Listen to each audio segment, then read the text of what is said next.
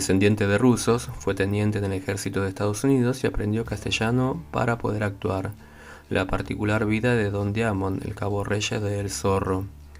Luego de un pasado en el radioteatro, brilló con el personaje que acompañaba al sargento García. Su experiencia en la milicia le allanó el camino para un papel consagratorio.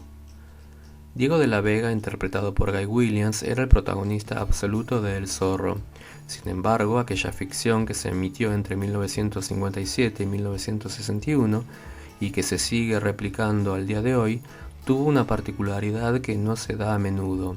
Casi todos los personajes secundarios que conformaron el elenco dejaron un buen recuerdo a la par de la estrella, el misterioso hombre enmascarado.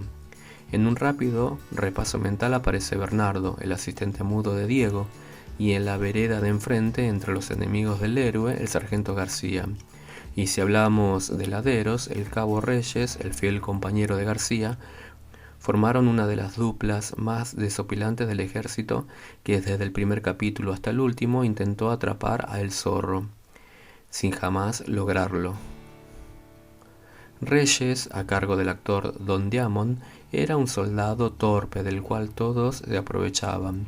Siempre evidenció sus pocas ganas de desempeñarse en el cargo. Cuando llegó a Monterrey, en el capítulo 8, antes fue el soldado Ibarra y no tenía su clásico bigote.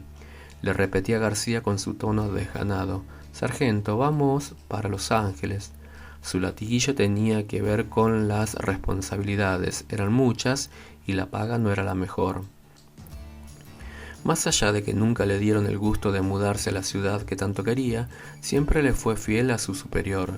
El sargento y el cabo, el gordo y el flaco, los personajes siempre fueron de la mano, y a García y a Reyes se lo recuerda como tal. Don Diamond nació el 4 de junio de 1921, en Brooklyn, Nueva York. Gran parte de lo que mostró en pantalla en El Zorro lo aprendió lejos de los escenarios y escuelas de actuación, más allá de que tuvo formación académica.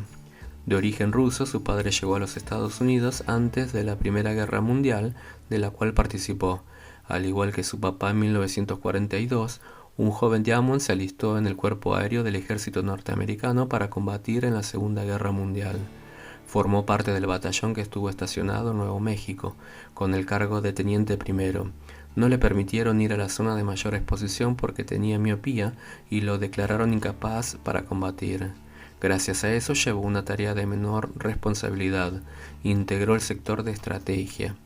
En ese lugar, por ejemplo, se llevó a cabo el desarrollo de la bomba atómica.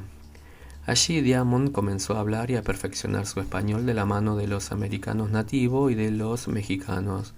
De tanto escuchar hablar a los residentes, fue aprendiendo el dialecto de oído. Para esa altura, en su cabeza ya rondaba la posibilidad de convertirse en actor y sabía que aprender el idioma le serviría de mucho. Al regreso del conflicto bélico, se metió de lleno en su pasión por el arte de interpretar. Por su physique du rôle y gracias a la facilidad para hablar castellano, la mayoría de los papeles que llevó adelante fue interpretando a mexicanos. Así llegó a El Zorro, sumando además su pericia en el manejo de las armas y el desenvolvimiento característico de un soldado.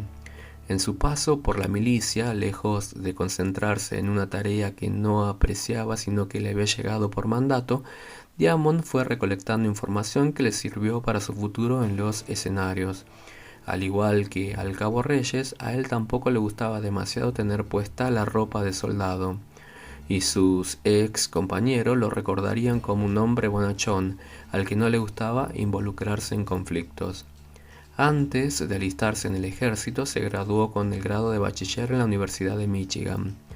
Años más tarde comenzó a actuar en radio, en su propio programa, que realizó gracias al dinero que ganó como militar. Por entonces el radioteatro estaba a su máximo esplendor y a Diamond le fascinaba. Allí también hablaba mucho español. Su mayor reconocimiento empezó a darse en 1951 cuando lo convocaron para Las aventuras de Kit Carson, una exitosa serie que se emitió durante 5 temporadas en la televisión norteamericana. En la trama le dio vida a El Toro, uno de sus personajes más entrañables. Desde sus inicios hasta el final de sus días trabajando como actor, le dedicó su vida a la pantalla chica en comedias como MacGyver, Our House, Law, Dynasty, Borderline, entre otras. Fue parte de más de 100 proyectos. También incursionó en el cine y entre sus labores poco conocidas en varias oportunidades le puso su voz a dibujos animados. Casi siempre fue actor secundario. Nunca tuvo la posibilidad de protagonizar proyectos.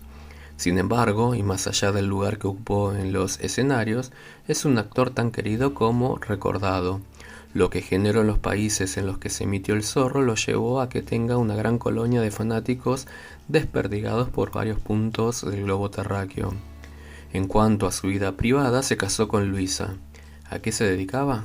Tratándose del bueno de Don Diamond, la respuesta es casi obvia: profesora de español. Con ella tuvo una hija, Rosanne, más tarde 2 nietos y 2 bisnietos. Siempre trató de mantener su vida familiar al margen de la fama. En 1987 decidió dar un paso al costado y retirarse de la actuación. Se dedicó a viajar y a estar con los suyos. El 4 de junio de 2011 cumplió 90 años y días más tarde de haber estado reunido con sus seres queridos, murió debido a una insuficiencia cardíaca. Ocurrió el 19 de junio de ese año en una ambulancia camino al hospital.